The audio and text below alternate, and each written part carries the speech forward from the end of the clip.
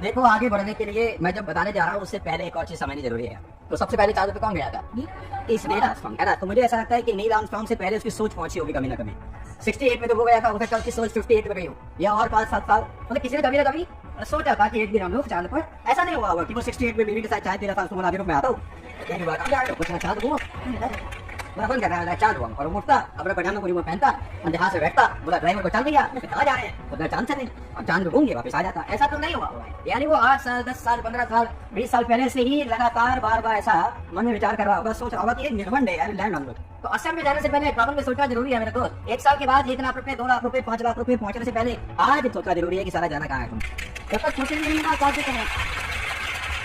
बड़ी माइंड है, जब तक सोचेंगे नहीं पहुंचेंगे नहीं। रोटी डाल तो पहुंचने के लिए करने से ज्यादा सोचना जरूरी है, क्योंकि ये वो बीज है जिसमें से पौधा निकले, और बीज से पौधा निकलने के लिए उसको मिट्टी में दफन होना ही पड़ेगा। तो मिट्टी में दफन होना पड़ेगा, अंदर बिल्कुल घुटना पड़ेगा, सांस घुटेगी, परेशानी होगी, टेंशन होगी, ये बाय प्रोडक्ट है। और मैं शुरुआत में कहा कि जो व्यक्ति इससे डरेगा लड़ेगा नहीं, वो हार लड़ना तो पड़ेगा।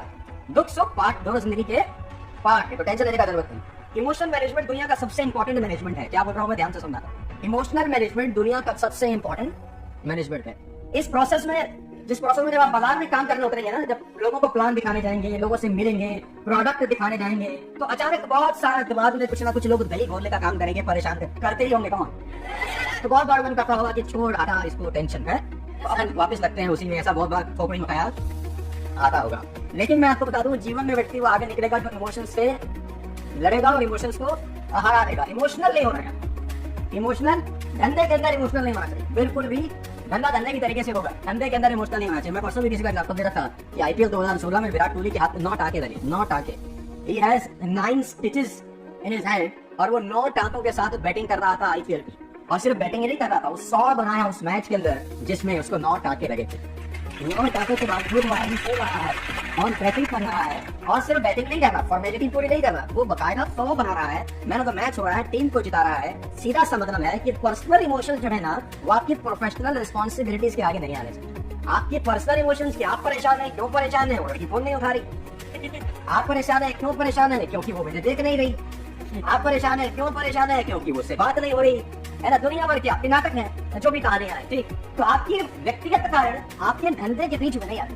व्यक्तिगत कहानियां अलग है, बंदा बिल्कुल अलग है, ठीक। अगर वो आपका फोन नहीं उठा रही, आपको इज्जत नहीं दे रही, आपसे मिल नहीं रही, इतना बड़ा बिजनेस डेवलप करो कि वो तुमको फोन करेगा, फिर तुम फोन ना उठाओ। सारे आपसे करने से आवाज आई है सर, वापसी करने से फटे। ये जो है सर, आपको हमारे मन की कैसे बताइए, बताओ। अरे मैं आज 45 का हूँ, मैं भी कभी 20 का पाऊँ। ऐसे पढ़ के थोड़ी 20 का 45 हो, मेरा भी हुई 25 साल लगते मुझे 20 का 45 होना। तो तुम्हारे मन की बात हमको पता है। इंडिगो एयरलाइंस के अंदर एक पट्टी लगी है कॉकपिट के अंदर। कॉकपिट पे जाने से पहले इंडिगो एयरलाइंस में पट्टी लगी है। क्या कोई भी पायलट को कॉकपिट के अंदर एंटर करने से पहले उस पट्टी का पढ़ना अनिवार्य है। बड़ी इंपॉर्टेंट लाइन है, देखो।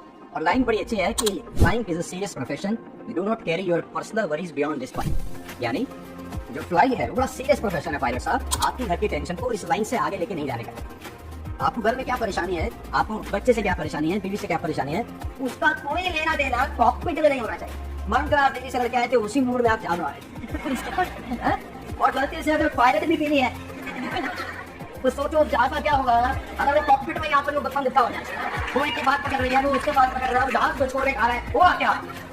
अरे भाई तुम्हारी पर्सनल प्रॉब्लम का प्रोफेशनल जिंदगी पे असर भाई नहीं होना चाहिए। दोनों अलग अलग चीजें हैं। उसके हाथ में 9 टाके हैं, वो पर्सनल प्रॉब्लम है, टीम को उसकी जरूरत है, वो प्रोफेशनल रिस्पॉन्सिबिलिटीज है। तो दोनों का आपस में मिक्सचर मत करना। बात समझ में आ रही है तो बोलो।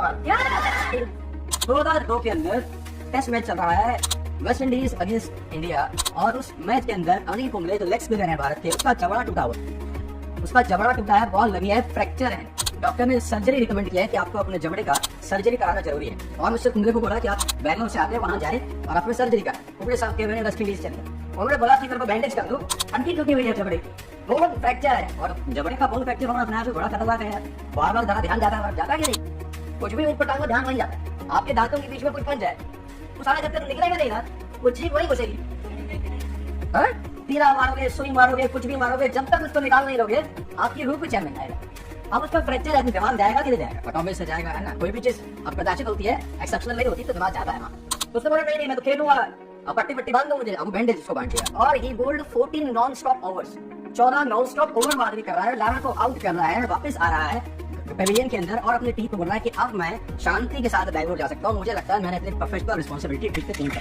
हम जाऊंगा है सचिन का, और हमारे आम जनता में क्या है, जरा सा बुखार आ गया, जरा सा जुकाम आ गया, सारे प्रोग्राम कैंसिल। आज कोई मीटिंग नहीं होगी, क्यों? क्योंकि आपके अकाउंट में कुबेर का खजाना है, खर्च खत्म तो होगा नहीं। तो पैसा इतना है तुम कि तुम्हारे पास कि तुम रिलैक्स कर जाते हो तुरंत। कौन भाई सारा सिर्फ पर्सनल दिक्कत आती है तो उसको सबसे पहले जो उसका इम्पैक्ट होता है ना, उससे फुर्सत करने पे होता है। बोलो हाँ है भाई, बनते की जो ऐसे की जैसे तुम लोग करते हो ना, और फिर आखिर में क्या होते होता है, धंधे में दम नहीं।